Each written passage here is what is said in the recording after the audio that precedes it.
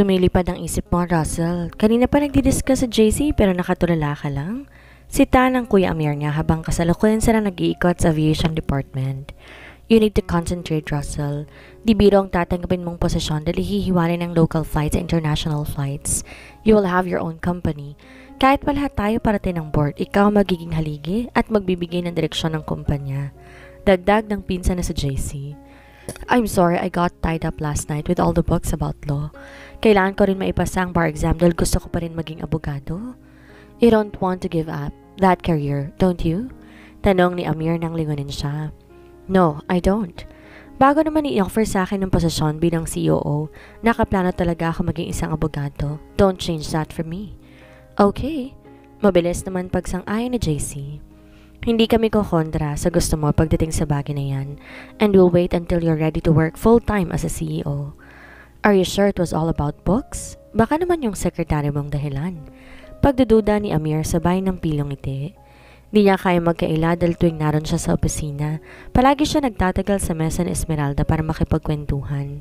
Kung nabibitin siya, sa kanya to papapasukin sa opisina niya para doon pagsawain ang sarili sa presensya nito. Pero 2 araw na siyang di nakakadaan sa Alonzo Corp dahil sa aviation department siya pinagre-report na JC. Inaabot sila ng hating gabi kahit walang panahon para dalawin ang opisina at makita si Esmeralda. And it took that 2 days to assess how he really feels about her. Sinubukan niyang ibaglit to sa isip niya dahil baka nadadala lang siya sa pagkabagot sa buhay, but no, Esmeralda was in his thoughts even now that he's talking to Amir and JC. 2 araw na silang di nagkikita. Di niya alam anong iniisip nito ngayon dahil kahit walang text or tawag, hindi niya talaga ginawa. I don't think Esmeralda has nothing to do with it, JC. Muli, naputo lang pagmumuni-muni niya nang banggitin muli ng kapatid ang pangalan ni Esmeralda. Kanina pa tayo nag-uusap, nakailang tawag na tayo kay Russell pero hindi talaga siya nakikinig. I need strong coffee. Pinilig niyang ulo para ipakitang kunwari inaantok siya. I only had 4 hours of sleep. Magpasalamat kayo dahil nakakatulog kayo na mahimbing kapag humiga na sa kama. Wala na kasi kaming babaeng iniisip eh. Muling sagot ni Amir na hindi niya alam bakit kuhang-kuha nitong pinagdaraanan niya. I was thinking about her. Hindi ko nga siya nakausap ng 2 araw eh. Kaagad niyang depensa. Let's have coffee then. Yaya ni JC at di niya tiyak kung kanino sa kanila ni Amir ang paniniwalaan. Sumunod na lang siya hanggang sa coffee shop. Umorder na matapang na kape para panindigan na buyat nga lang siya. Lalo siyang di nakatulog kinagabihan. Di niya alam kung dahil sa kape o dahil pa rin kay Esmeralda. Sinubukan kasi niya i-scroll ang social media account nito. Napag-alamang wala na ron ang post ito noong isang gabi na nag-date sila. Maaga siyang pumasok sa opisina nang makauwi kinabukasan. Wala muna silang lakad nila Amir at JC kaya't makakasama niya sa Esmeralda sa maghapon. Abala to sa harap ng computer katulad ng dati. May ilang empleyado siyang nakasalubong na bumati kaya natitiyak niya alam nitong naglalakad na siya palapit. Di pa rin talaga to lumilingon. Kung wala lang nagkalat na CCTV sa bawat sulok ng opisina, yayakapin niya to at gugulatin. Tiyak tatawa lang to at magpapalapag para kumawala sa mga bisig niya. Good morning, Miss Gomez. Hi sir, good morning. Seryoso nitong sagot na sandali lang lumingon at inalis kagad ang tingin sa kanya. You are so beautiful today. Isang mabilis na ngiti lang ginawa nito habang nakatutok lang mata sa computer. Di niya alam paano to sisimulan kausapin dahil tila may pader sa pagitan nila. Where are your reports? Sa table niyo ho. Nilalagay ko naman lagi doon tuwing hapon bago ko umuwi. Saan doon? Baka hindi ko makita. Nag-iisip siya paano to mapapapasok sa silid niya. Nasa ibabaw lang ho ng table ninyo. Wala naman hong ibang papel doon kung di yun lang. I still want you to come to my office. Bakit ho? Marami ho kasing pinapara si Delia. Delia is not your boss, I am. Pagdiriin niya. Napilitan naman tong tumayo na lumakad siya patungo sa opisina niya. Do you need coffee, sir? Tanong nito, huminto, malapit sa pinto matapos yun isara. Lumingon siya kaagad at napabalik ng lakad. I need my kiss. Nakita niya ang paglukot ng noon nito. Pagkatapos ay umiling. Wala na hong ganon. May baho pa ba kayong kailangan? Marami pa ho kasi akong tatapusin. I'm sorry I wasn't able to call you for 2 days. Marami kaming pinupuntahan ni na Kuya Amir at Kuya JC. You don't need to explain, sir. Nagkibit balikat pa to para ipakita na walang halagang paliwanag niya. Bakit binura mo ang post mo ng isang gabi? Lumapit pa siya ng dahan-dahan. Natuwa siyang di naman to umatras ng lakad para iwasan siya. Wala lang. You removed it because you're mad at me? Hindi ah. Where is my kiss then? Huwag na nga yung ganyan-ganyan. Nandito ako para magtrabaho, hindi para makipaglandian. Pinagalitan na ako ng tiya Alma ko kasi umuwi ako ng late ng isang gabi. Nakita rin niya ang post ko kaya alam niya hindi ako sa trabaho ginabi. Yun yung dahilan kaya inalis ko yung post. Di siya nagsalita agad dahil gusto niyang mabasa sa mata nito kung nagsasabi to ng totoo. Di niya gustong paniwalaan ang katwiran nito. Kanina pa umiiwas ang tingin ni Esmeralda kaya alam niya galit ang dalaga sa hindi niya pagpapakita ng 2 araw. Till I make it up to you. May date tayo ulit mamaya? Nako, wag na ho. Mapapagalitan lang ho ako ulit ni Tia Alma niyan. Baka pahintuin na lang ko sa pagtatrabaho pag nagkataon eh. Wala na ho ba kayong kailangan? Babalik na ho ako sa mesa ko. Bago siya makapagsalita, nawala na si Esmeralda sa harap niya. Wala siya nagawa kundi umupo na lang sa swivel chair habang iniisip paano makakabawi dito. Hindi siya mapakali habang lumilipas ang bawat minuto. Kinuha niya pang telepono at saka nag-dial. Isang sikat na flower shop ang tinawagan niya. What name should I put as the sender, sir? Tanong ng babae sa kabilang linya. Just put my initial, R.A. Give instructions to the security guard to deliver the flowers directly to Miss Gomez. Table, is it clear? Yes, sir. We'll send the flowers right away to Miss Gomez. Do you want to put a simple note or sweet message on the card? Yeah. What should I write? Please help me here. Wika niya sa babae. How about, I love you, or you're special to me? Suggestion naman ito. Just put I'm sorry, because I need to apologize. Oh, lover's quarrel. Well, noted, sir. Do you want to add more words because I'm sorry? Something like, I didn't mean to hurt you, like that? Okay, you can put this. I'm sorry, be my date again tonight to make it up to you. Sagot niya sa babae. Siguro'y mawawala ng tampo ni Esmeralda sa kanya. Nag-isip pa siya kung saan ito magandang dalhin para sa second date nila. Nangako siya sa sariling aayusin ang relasyon nilang dalawa simula ngayong araw. Hello ma'am, flowers for you. Sa akin? Tanong niya sa security guard na lumapit. May dala tong napakaganda at sigurado siyang mamahaling bulaklak. Kanina raw galing. May card pong kasama, baka nandyan po nakalagay kanino galing. Kaagad niyang tinanggap ang bulaklak. Kung makikita ng Tia Alma niyang tumatanggap siya ng mandiligaw, tiyak sermo na naman ang aabutin niya. Kahapon nga may nagpadala ng tsokolating nakalagay sa mamahaling box. Galing yun kay Ryan na ilang beses niyang tinanggihan ng paanyaya. Panay din ang dating ng pagkain sa table niya pag di siya bumababa para magmerienda. Gayunman isang atensyon ang hinahangad niya sana. 2 araw na wala si Russell na kahit man lang isang hi wala siya natanggap mula dito. Matapos siya nitong yayain sa isang date, 2 gabi nang nakakaraan. Hindi na ito nagparamdam. Naguguluhan tuloy siya ngayon. Anong dapat niyang asahan? Lalo na't wala silang formal na usapan kung may relasyon ba silang dalawa o wala talaga. Sinantabi niya ang bulaklak, tsaka tinuloy ang trabaho. Dinagdagan ni Dahlia ang reports na gagawin niya sa araw-araw dahil nadadagdagan din daw ang responsibilidad ni Russell. Gusto niya pagbutihin ng trabaho kahit maaalis din siya kapag natapos ang OJT period niya.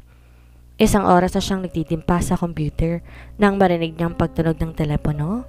It is unusual for Russell to call her in her personal number during office hours.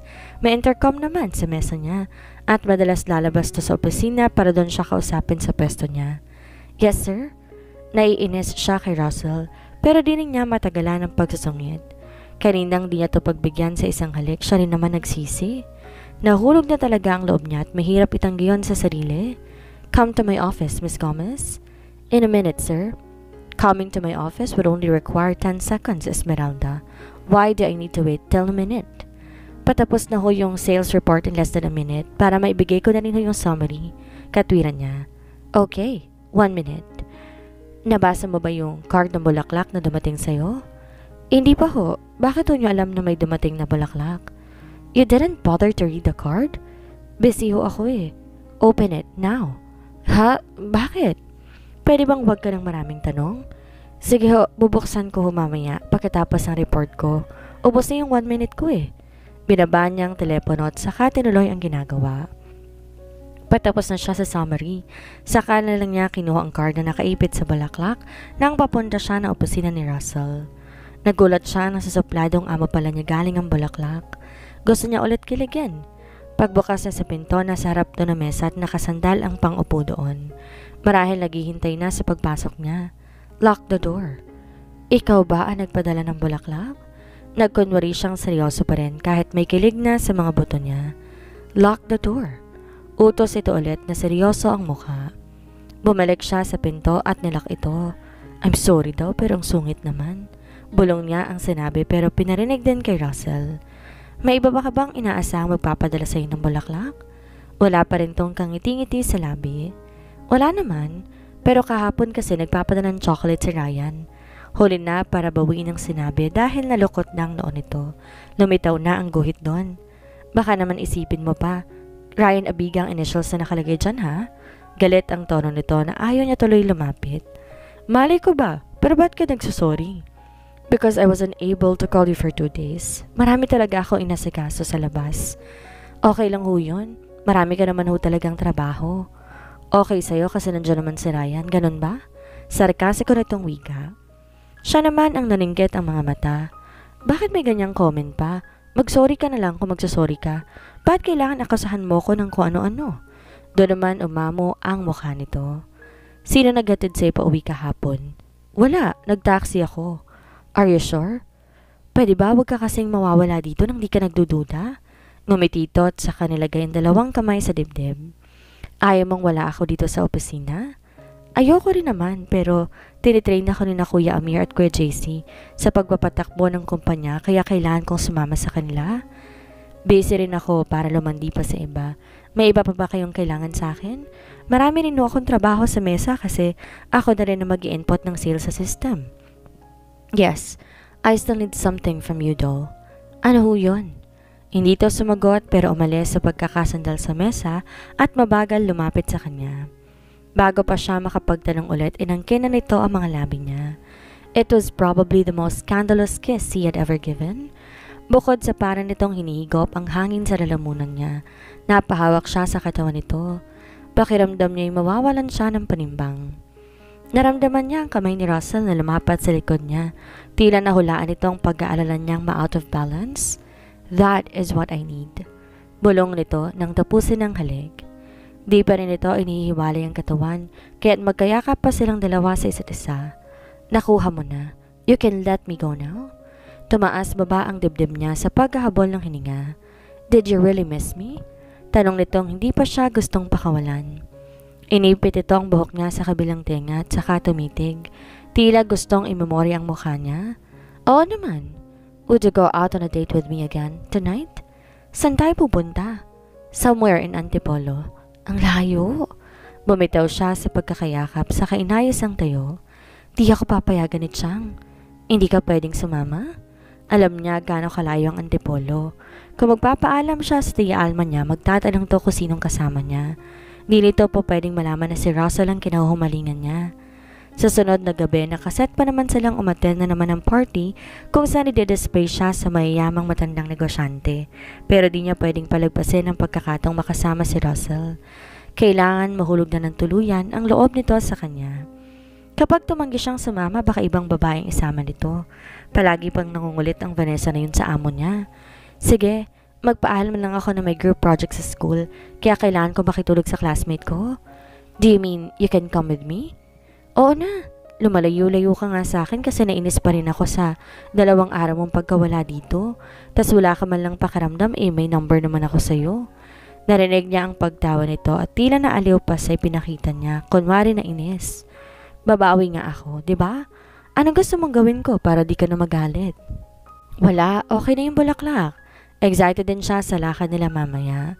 Gayon may kinakabahan din siya na magsisimula siya magsinungaling sa tiyahin para lang makasama si Russell. Babalik na ako sa mesa ko. Wait, magpapaalam kang makikitulog sa classmate mo. Do you mean we can stay overnight? Pahabol itong tanong nang palabas na ng pinto. Malayo yon, di ba?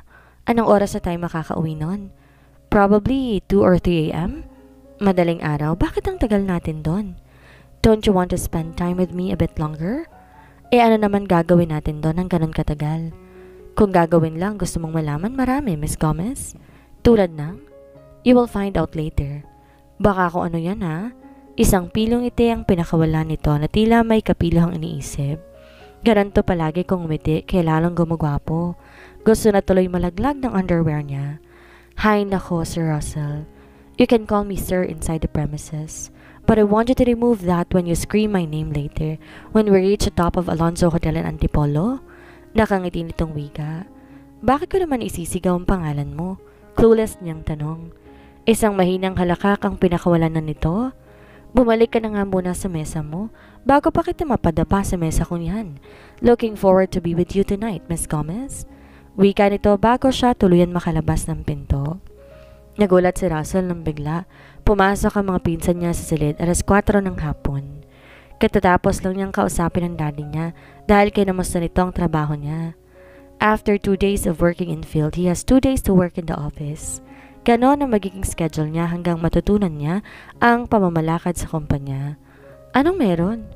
Patamad siyang umupo sa swivel chair habang si Walker, Laurenti at James umupo sa sofa. Nagaya ng inom si James bago sila bumalik ng bacolod ni Elise. Let's go to Zen Club tonight, ani Laurenti. Kinuha niyang ballpen at hinarap ang ilang dokumentong kailangan ng pirma niya. I can't. Maraming trabaho sa opisina. Aabutin ka ng alas 10? I don't think so. Ani Laurenti. Sinadya ka pa ni James dito. May iba akong lakad. Pagtatapat niya. Baka naman pwede mong ipagpabukas yung lakad mo. Bukas nang alis namin eh. Hirit naman ni James. Mabilis siyang umiling. Palagi ka rin naman nandito sa Maynila lalo na't may mga photoshoot si Elise. Let's set it some other time. Hindi ko po pwedeng ipagpaliban ng lakad ko. Ano ba yung lakad na yan? Usisa ni Walker? If it's tonight, it could be a date. You're dating someone new? Nagpalipat-lipat ang tingin niya sa tatlo na lahat nakatuon ng mata sa kanya. Gusto niya sanang itanggi pero tiyak kakalad ka rin siya ng mga to papunta ng Zen Club. Not really. Sino bang kasama mo? Just a friend. A friend with benefits ba yan? Natatawang tanong ni Laurenti. Kasabay nitong ngumiti si Walker at James. With benefits pala. Siyempre, dun nga naman siya sasama. Tudyo naman ni James. Tumigil nga kayo. I just want to spend time with other people besides my annoying brother and cousins. Annoying na pala kami ngayon. Kunwari nagtatampong wika ni Walker. Isang mahinang tawa ang pinakawalan niya. Sila naman kasi ni Walker madalas magkasama ngayon dahil sila na lang mga binata pa. Don't be jealous. Di rin naman kita pipigilan kapag may babae kang gustong i-date. Aha, so date nga ang pupuntahan mo. Di na siya makapagkaila dahil huli na rin siya sa mga lumalabas sa bibig niya. Oo na, but it's just a friendly date. Saan naman yung friendly date here in Antipolo? Gusto kong makalanghap ng malamig na simoy ng hangin? Antipolo? You'll go as far as Antipolo for that friend you will bring into a date? Ang espesyal naman ng kaibigan na yan. Oo nga, sino naman yung maswerteng babaeng yan? Si Walker naman na nag-usisa. Huwag yun na munang alamin, basta it's just a friendly date. Makakaiwas sana siya sa pangulit ng mga to nang bigla, pumasok ng silid si Esmeralda na marahil may itatanong lang. Natuon ang atensyon ng tatlong lalaki sa magandang dalaga. Yes, sweetheart? Hula ni rin para mapagtanto na naggamitan niya ito na endearment. Bukod doon, nilambingan din niya ang tinig. Baka kasi magalit na naman to sa kanya eh. Maun siya mi pa ang pagpunta nila sa Antipolo? Sorry, I just want to ask if you already signed the contract? Ang tinutukoy ang dokumentong nasa ibabaw ng mesa niya. Yes. Tumayo siya para iabot kay Esmeralda ang folder. Sumama ka na sa amin ngayong gabi. Sa ibang araw ka nilang makipag-date. Hirit ni Walker na pakiramdam niya. Sinadya pa nitong iparinig kay Esmeralda. Sandaling kumabog ang dibdib niya. Huwag sana magsasalita ang dalaga kung hindi. Di na siya makakapagkaila. Pero hindi dininig ng Diyos ang panalangin niya.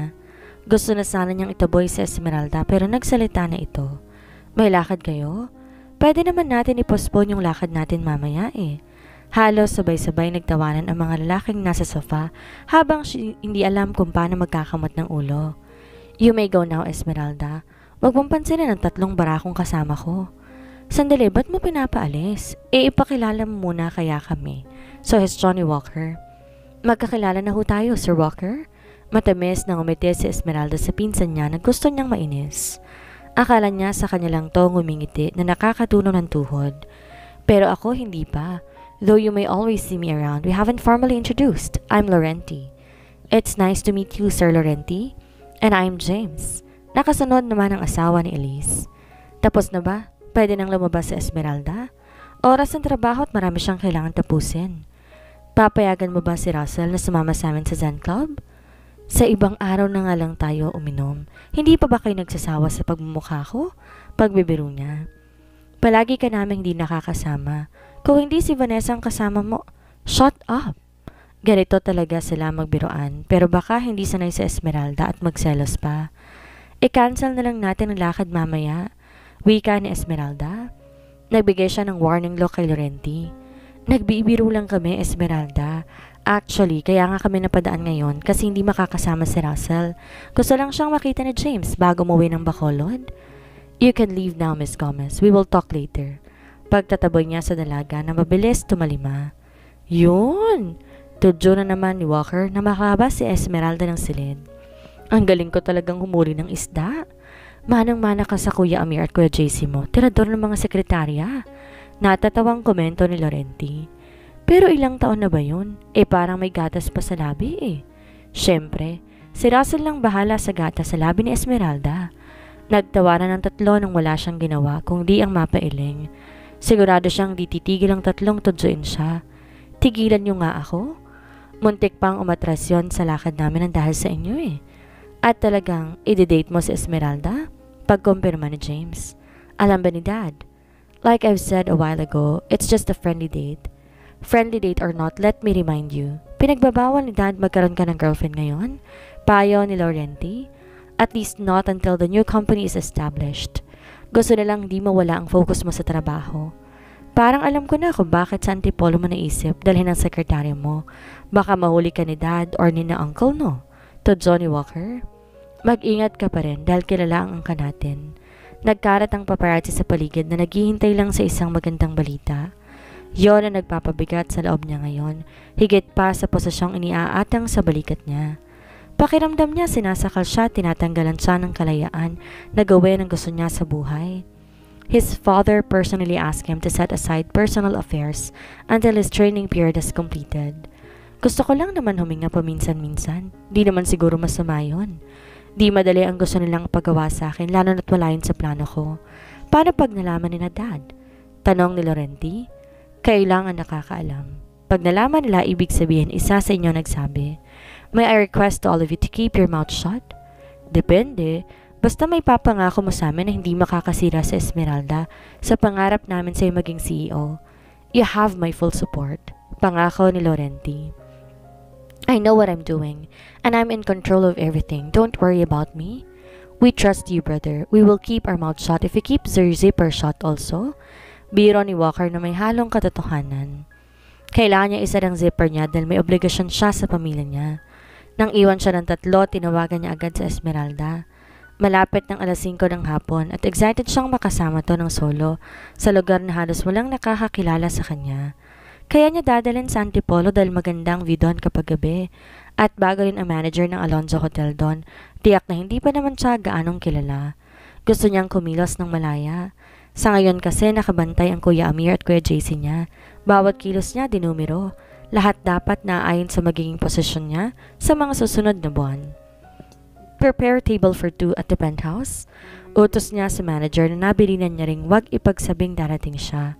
Di na siguro malalaman ng pamilya niya dahil abala ang lahat sa preparasyon ng charity ball na gaganapin sa susunod na buwan.